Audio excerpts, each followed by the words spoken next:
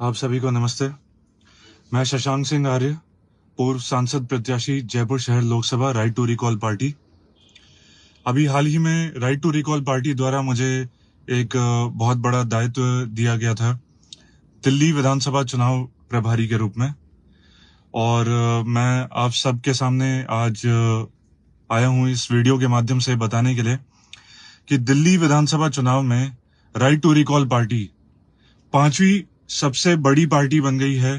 प्रत्याशियों की संख्या की अगर बात की जाए तो भाजपा, कांग्रेस, आम आदमी पार्टी और बसपा, इन 4 पार्टियों के बाद राइट टू रिकॉल पार्टी ने सबसे ज्यादा प्रत्याशी 21 प्रत्याशी दिल्ली विधानसभा चुनाव में उतारे हैं।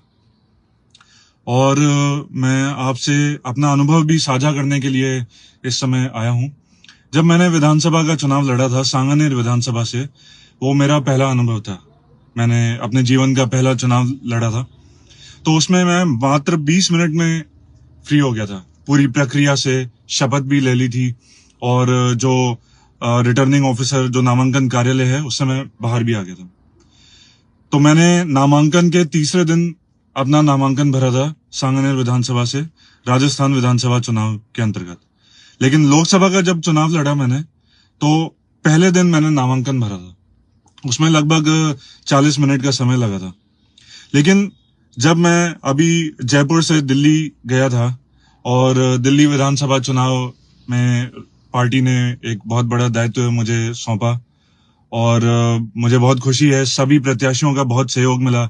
दिल्ली के जितने भी एक्टिविस्ट हैं, रिकॉलिस्ट हैं, उन्होंने बहुत सहयोग दिया। उनकी तरफ से बहुत सहयोग प्राप्त हुआ और जो ये कारण था कि हम 21 प्रत्याशी वहां पे खड़े कर पाए।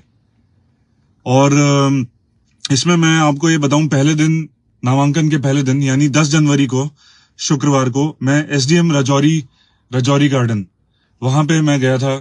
हमारे एक प्रत्याशी हैं विशाल सांगवान, उनके साथ। तो वहां पे मैंने ये अनुभव किया कि लगभग 11:30 बजे के आसपास हम लोग वहां पे हमने अंदर प्रवेश किया था और 2:30 बज गए थे।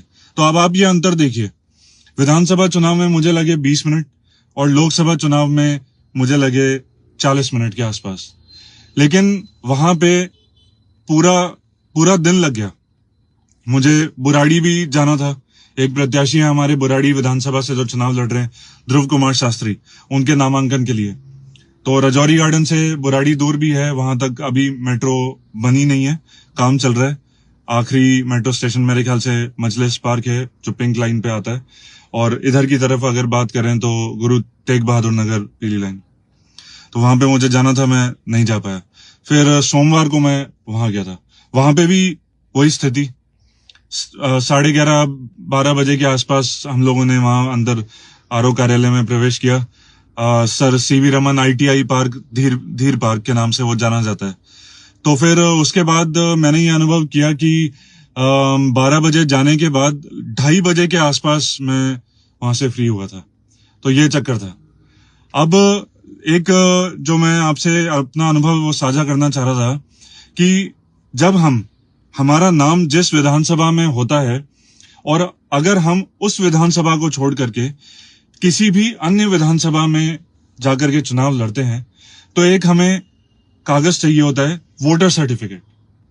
वो वोटर सर्टिफिकेट हमें अपने आरओ कार्यालय, कलेक्ट्रेट या एसडीएम कार्यालय से प्रमाणित करवाना होता है, जिसे सील और साइन लगवानी पड़ती है हमें वहां पे जाकर के।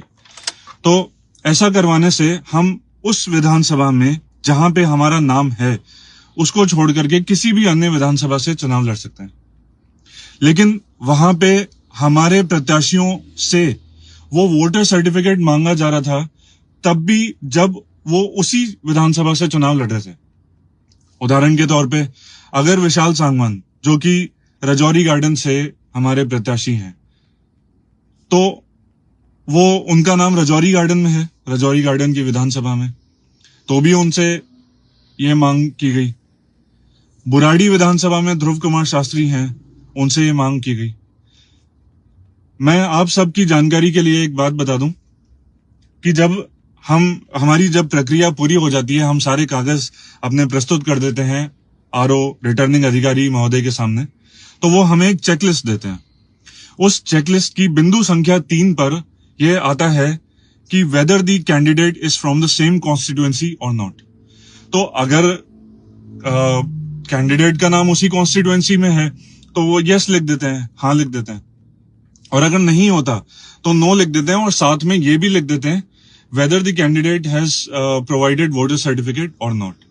उसमें एक जगह होती है, वहां पे वो ये चीज लिख देते हैं।